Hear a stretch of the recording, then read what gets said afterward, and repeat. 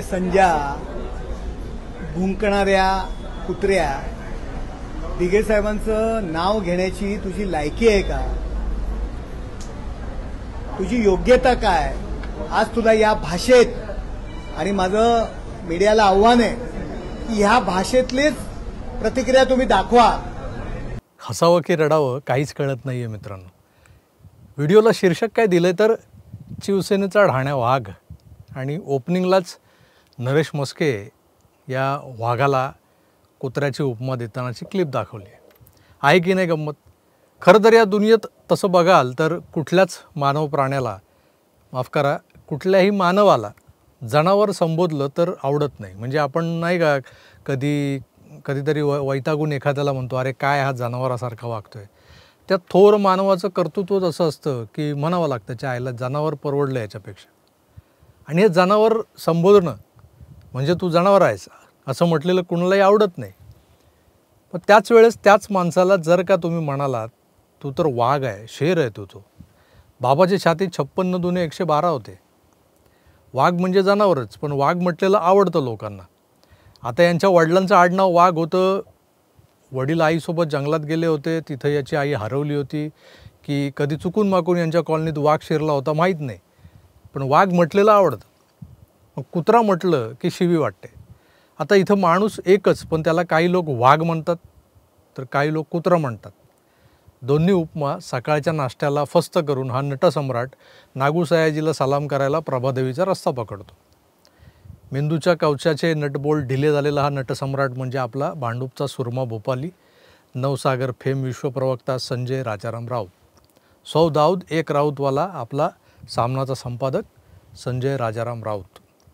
यांना खासदार नरेश म्हस्के कुत्रा म्हणून त्यांचा अपमान करतात, तर आमदार राजेश मोरे याच राऊताला घरात घुसून मारू अशी ढोस देतात.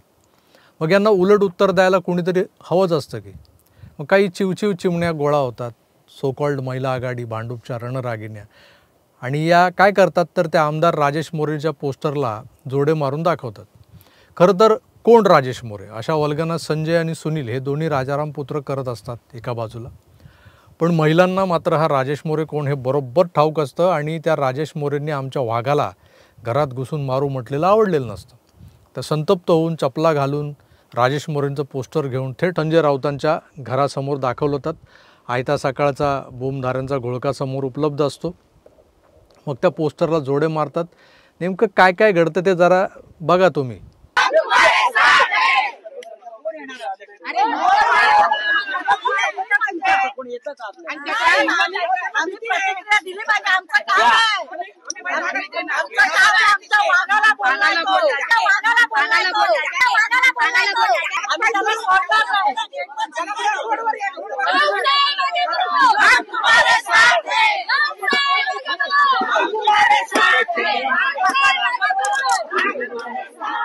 सगळं मान्य, पण आमच्या वाघाला राजेश मोरे घरात घुसून मारू म्हणतो, ये कुछ हजम नहीं हुआ, फिर वो मार खाएगा.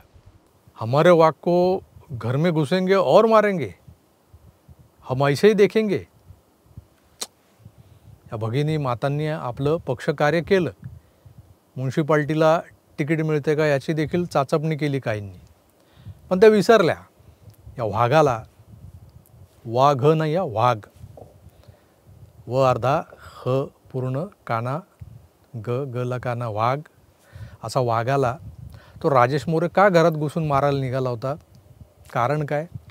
अहो, ज्या धर्मवीर आनंद दिघेंना आज माननीय बाळासाहेब ठाकरेंनंतर हा मराठी माणूस दैवत मानतो, त्यांचा सन्मान करतो, ज्या दिघे साहेबांनी शिवसेना मुंबई बाहेर वाढवताना जीवावर उदार होऊन काम केलं, ठाण्यापासून पुढे पालघर, कल्याण, वाडा, नाशिक, ते अगदी उत्तर महाराष्ट्राच्या सीमांवर सेना नेऊन ठेवली, त्या धर्मवीरांचा उल्लेख हा कार्यकारी संपादक साधा जिल्हा प्रमुख असा करतो. बरं ठीक आहे, दिघे साहेब फक्त ठाणे जिल्हा शिवसेना प्रमुख होते, माफ करा, शिवसेना ठाणे जिल्हा प्रमुख होते, पण शिवसैनिकांना वंदनीय तर होते. आजही हिंदुहृदय सम्राटांच्या खालोखाल धर्मवीरांना मान सन्मान दिला जातो, तर त्यात गैर काय? पोटात मुरडा काय येतो या पत्रकाराच्या? ठाण्याच्या टेंबी नाक्यावर भर रस्त्यात दिघे साहेबांनी एका पत्रकाराच्या कानफडात वाजवली होती अशी एक वदंत आहे. त्यामागची स्टोरी मलाही नीटशी माहीत नाही आहे, पण ठाण्यातले बरेच जुने जाणते नेते, संपादक, राजकीय विश्लेषक हे लोक खाजगीत या घटनेबद्दल बोलतात, कुजबुजतात का मस्केही काहीतरी बोलले. भुंकणाऱ्या कुत्र्या, तुझी योग्यता आहे का? या धर्मवीर आनंद दिघे साहेबांनी तुला कशात वाचवलेलं आहे हे लोकांसमोर आणू का आम्ही? आता त्या घटनेतला कानफडात खाणारा पत्रकार कोण हे मात्र कोणी स्पष्टपणे सांगत नाही. असो, संजय राऊतांच्या मनात दिघे साहेबांबद्दल आकस होता, आजही आहे, हे वारंवार स्पष्ट झालेलं आहे. त्यांनी लोकप्रभेसाठी दिघे साहेबांची घेतलेली मुलाखत, त्या मुलाखतीदरम्यान विचारलेले उलटे सुलटे प्रश्न आणि त्यामुळे त्रस्त झाले दिघे साहेब. मग पुढे नेमकं काय घडलं?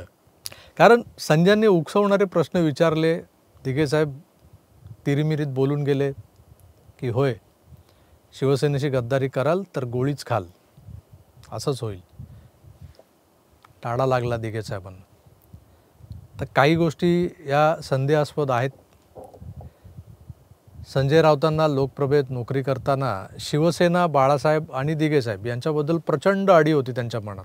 हे त्यांच्या लोकप्रभेतल्या लेखांच्या माध्यमातून आणि मुलाखतींमधून स्पष्ट झालेलंच आहे.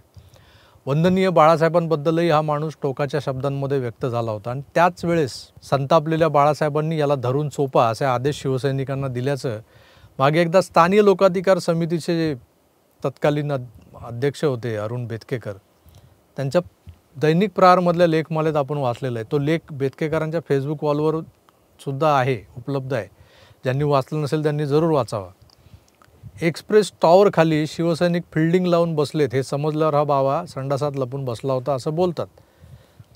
आता खरं खोटं देवाला माहिती. असला दिवटा पुढे सामनाचा संपादक बनला, बाळासाहेबांच्या अगदी जवळचा बनला. हे सगळं कसं काय? म्हणजे अशक्य कोटीतली गोष्ट घडली होती. खरं तरी एक अनुत्तरित प्रश्न म्हणावा लागेला. सामनाचा संपादक, शिवसेना नेता, ते संसद सदस्य आणि या पदांमुळे मिळालेलं संरक्षक कवच शिवसैनिकांच्या प्रेमाचं आणि बंदूकधारी पोलिसांच्या सुरक्षेचं. या सुरक्षा कवचांमुळे हा देवानंद नंतर इतका कोलांटा उड्या मारू लागला की विचारता सोय नाही.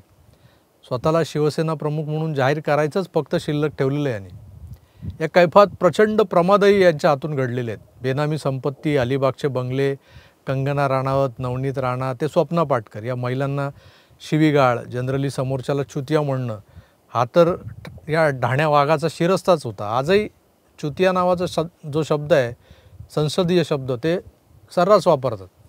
पण शिंदे शिवसेनेचे खासदारही असं म्हणताय की शिवसेना उद्धव बाळासाहेब ठाकरे अरे लोक आहेत, लोक आहेत. अरे एकनाथ शिंदे आणि त्यांचे लोक एक नंबरचे ये आय रिपीट कापायचा नाही.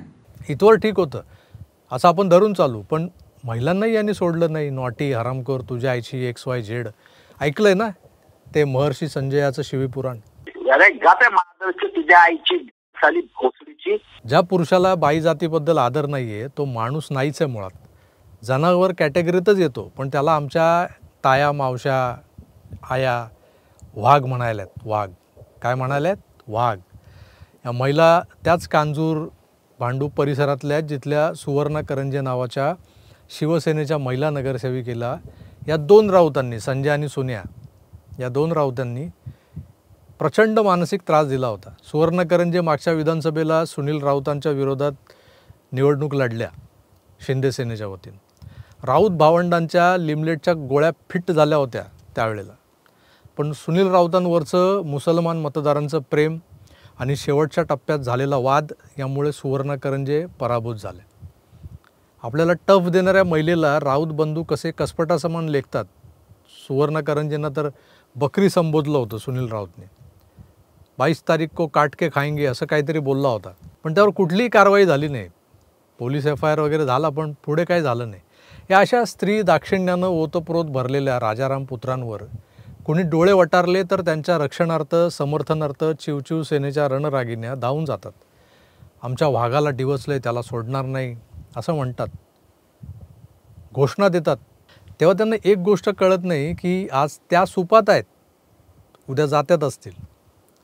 तुम्हाला राजकारणात पुढे चाल मिळताना दिसली की तुमचे पंख छाटायला राऊत बंधू सज्जूभाईचा सुरा घेऊन हजर होणार आहे. भांडूपवाल्यांना विचारा सज्जूभाई कोण आहे तो. त्यामुळे आज हा स्वतःच्या बंगल्याच्या आवारात पोलीस संरक्षणात कळ काढून पळवाला जो आहे ना गुरगुरणारा वाघ, याचे दिवस फिरले की नेमक्या कोणत्या पशुरूपात दिसेल याची झलक खासदार नरेश म्हस्केंनी दाखवली आहे. महिलांनो, तुम्ही या अशा नराधमांसाठी तुमची पक्षनिष्ठा वाया घालवू नका. वाघाच्या कातडीखालची कुत्री मांजरी बाई जातीवर वचावचा तोंडसूक घेतात आणि देवतुल्य सेनाप्रमुखांच्या लाडक्या शिष्याला धर्मवीर आनंद दिघेंना साधा जिल्हा प्रमुख होता वगैरे असं संबोधतात.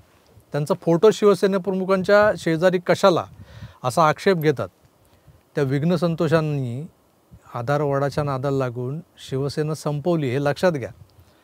हा भांडूपचा देवानंद वाघबीक काही नाही आहे, तर एकेकाळी शिवसेनेवर शिवसेना प्रमुखांवर भुंकणारा, टीका करणारा आणि मग पुढे सेनेचा नेता बनलेला, खासदार बनलेला आणि आता सेनाप्रमुखांचे शेजारी धर्मवीर यांचा फोटो का असा कांगावा करणारा. आजचा हा विषय कोण मोठं कोण छोटं यावर भाष्य करणारा नव्हताच मुळी, ते करायचंही नाही आपल्याला. तर वाघ आणि कुत्रा यांच्यातला फरक लक्षात घ्या हे सांगणारा होता. कोणाला कसा घ्यायचा आहे याचा मतितार्थ हे ज्याचं त्यानं ठरवायचं आहे. तुम्हाला काय वाटतं हे मला कमेंट्स करून जरूर कळवा. मी तुर्तास इथेच थांबतो. पुन्हा भेटूच, तर आपली काळजी घ्या आणि पाहत राहा आपलं आवडतं यूट्यूब चॅनल आकार DG9. धन्यवाद. नमस्कार.